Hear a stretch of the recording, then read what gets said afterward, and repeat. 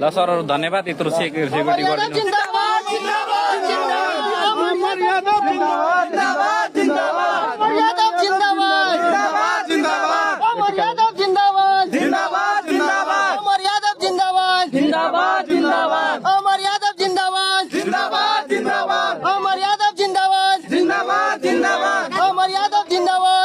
म यो लाइभ मार्फत यो भन्न चाहन्छु कि अब हाम्रो क्षेत्र नम्बर 5 मा चाहिँ युवा चाहियो।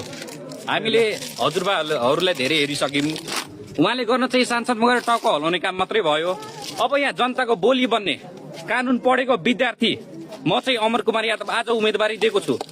म यहाँ हरेक जनताको बोली भएर काम गर्नेछु र यो कुरा चाहिँ म सांसदसम्म हरेक सांसद होस् या प्रतिनिधि सभा होस् या प्रदेश सभा होस्, यदि म यहाँदेखि जितेर गयो भने यहाँ हरेक जनताको